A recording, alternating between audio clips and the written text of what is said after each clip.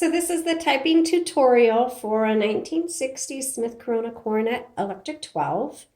And that way I can show you around how to use this one. We painted this one purple. It's not the original color, it's one that we've painted. And then you can see how well it types before you purchase it. So this one comes with a 12-inch carriage, which is why it's called the Electric 12. And I really like the bigger carriages for those of you who prefer or who think you're going to use this for crafts at some time. You can put in paper in the landscape mode or portrait or just larger paper. You don't have to have a larger carriage for crafts. It's just handy. So just be aware that that's kind of a nice feature for this one. Back here, this is your paper holder. When you load the paper, you load it, you're going to load it against the paper guide, which is this metal piece right here. And so you can move it anywhere you want. And then this is your margins. You push down and set your margins where you would like them to be. When you load the paper, you just stick it right here and turn the handle. And see, then the paper guide is kind of holding the paper up. Put this metal bar down. And back here, to adjust your carriage, you're going to see carriage release levers on the back. They're the white levers right here, and you just pull them in, and it moves the carriage. It'll move the carriage as far as you have the margins set. You can hear the bell, and the bell sounds really good. When it's time to open up your typewriter, just pull it open. Make sure your carriage is far to the left. That way the handle, the return handle right here, won't scratch the top of your typewriter. Inside you'll see the ribbon spool. It's a universal ribbon. You just pop it in and out. It's really easy. We do sell universal ribbons on our Etsy shop, and you can order an extra one with your typewriter as well. The ribbon should last you fairly long because you'll use it till you get to the end and then reverse the direction, and I'll show you how here in a second. And so that it can go back and forth. It can go either direction. And your ribbon, when it gets to the end, it's not the end of the ribbon. You want to use up all the ink in it. So you just keep changing the direction of the ribbon until the ink is all used up. When you do thread it, make sure the black is on top, red is on the bottom, and that the ribbon is threaded through these metal guides right here. Now, keep in mind that when it ships to you, sometimes these spools will pop out or they'll get twisted. So before you do any typing, make sure you open up the typewriter, make sure the ribbon is threaded properly, and then you can just close it right here. Now, sometimes you get to when you get to the end of the ribbon, the typewriter will lock up. It'll just kind of freeze up, and you might panic and go, "Oh my goodness, there's something wrong." There's nothing wrong. Anytime your typewriter kind of locks up, always switch the direction of your ribbon, which is right here on the left side. It says rev, that's ribbon reversal.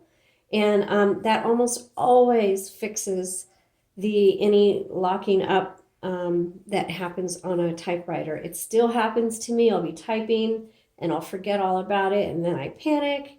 And then I remember you just have to switch the direction of the ribbon. Now this will get popped.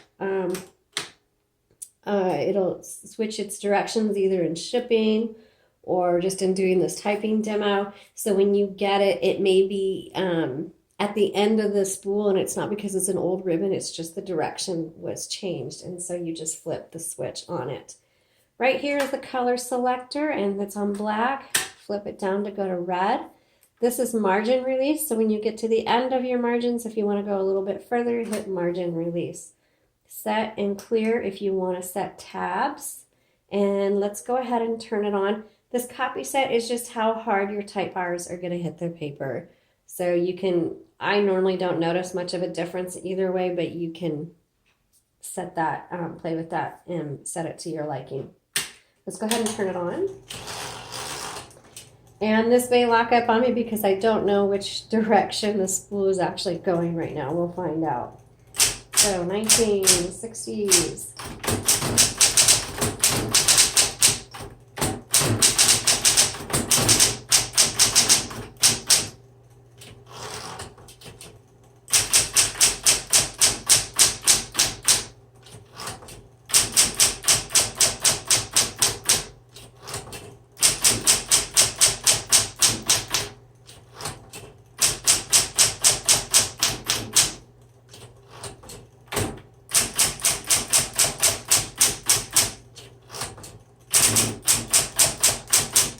This is a nice little typewriter. The nice thing about electrics is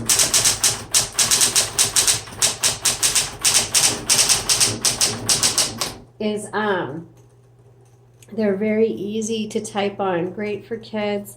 This is just this would be a great affordable typewriter for any use, really. It's good enough to use for writing books.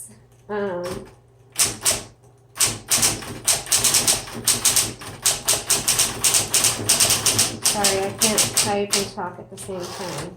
Let's do that again. And for journaling, for taking it to, it is considered portable. It's a little bit heavier than most portables because it's electric.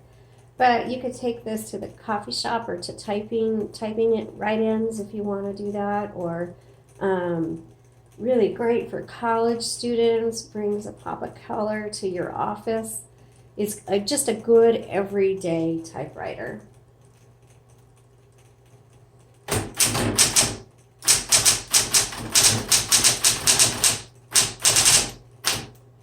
Let's try the red.